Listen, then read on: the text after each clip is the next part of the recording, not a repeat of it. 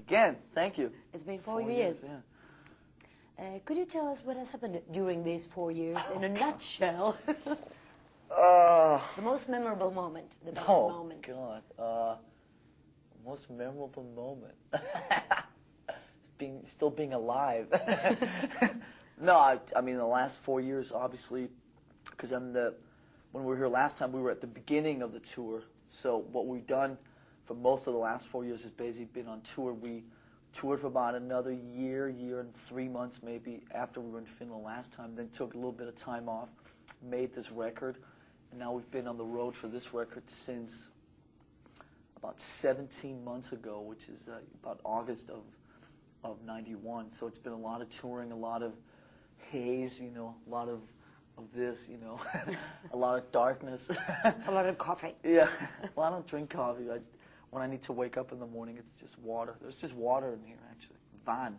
There you go. Vettä. Mm-hmm. Vettä. What is the toughest part of touring? Is it staying awake? Or? I think the toughest part of touring is being enthusiastic about touring the 21 hours a day you're not on stage.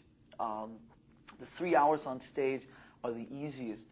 The energy, everything that comes from the crowd really lifts you up. It's the other 21 hours that are sometimes can be very difficult, especially like it's winter. We've been on the road for 17 months. I haven't seen daylight for about a month. My mind right now is sort of like, I'm really sort of just spacing on a lot of things. So I think that's the toughest part of it. But you know, the playing and that whole side of it's really easy. I don't mind so much the traveling. The other three guys in the band don't like being away from home.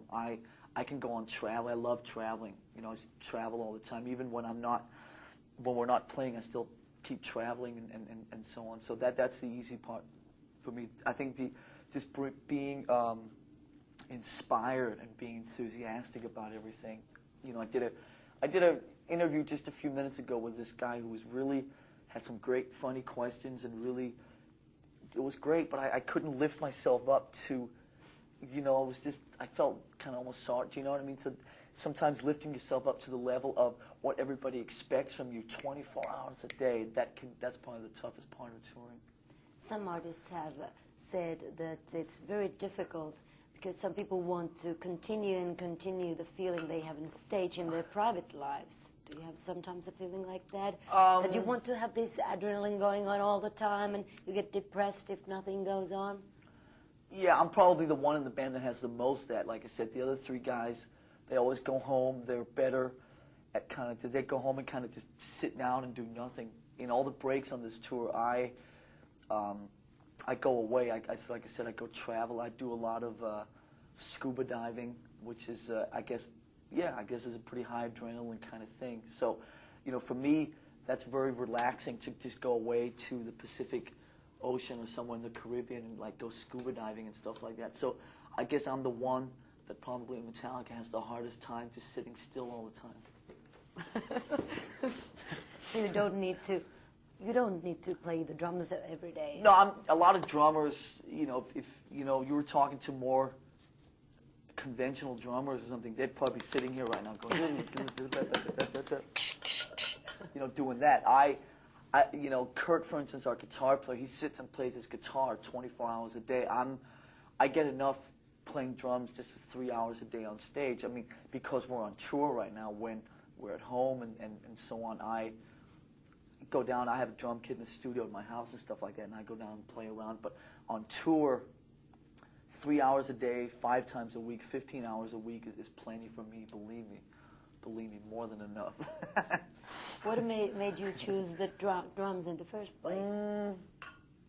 I don't have that answer. I don't know. You know, what made you choose to do what you do? You just go with your instincts. You do what feels natural to you.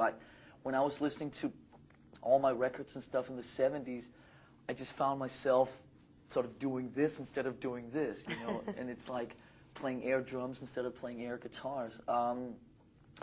I don't really have more of an answer than that. I've been playing drums even when I was not really taking it.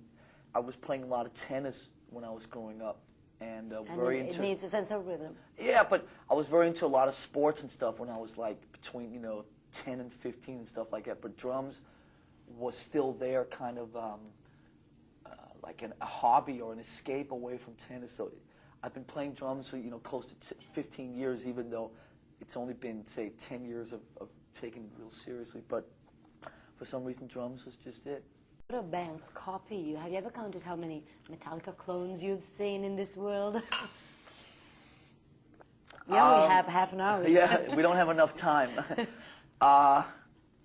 There's a lot of bands who you can tell kind of follow in our footsteps with a lot of the ideas that we do. Doesn't really bother me that much. I think it keeps me on my toes about trying to come up with new ideas and so on anyway. And I think it's kind of funny. I don't know. I mean, it's in some weird way you could say that it annoys you for maybe 5 seconds, but then that annoyance, I think, turns to, you just kind of get flattered, or you realize, wait a minute, we are doing something right. All these people are, following in our footsteps or whatever. So it's okay. It's all right. I've even heard the adjective many times, Metallica-ish, when some band says Sure. about their next record. Sure, it's going yeah. to sound like, well, Metallica-ish. Well, yeah, sure. Not so much just the sound, but also the ideas.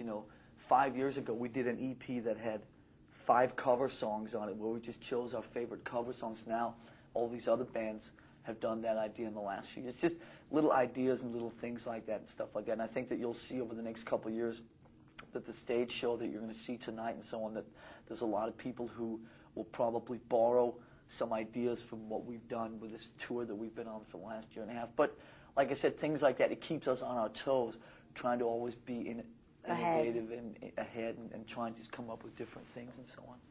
How about the stage? I haven't seen this stage production yet, or the setup. How does it look like?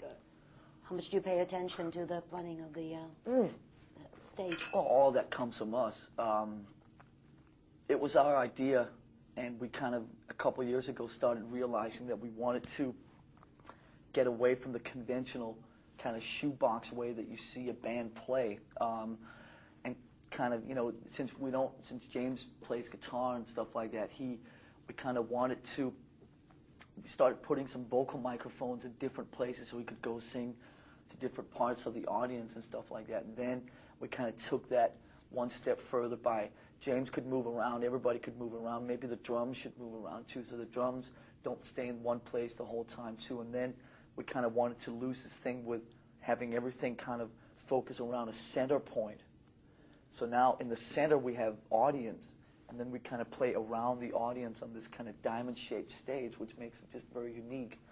And it's great because as a drummer, I'm just as much a front man as the 3 other guys and so on. And it's a lot of fun, just like I said, screwing around with the conventional ways things are usually done, and also just, creating things that are different. It's fun.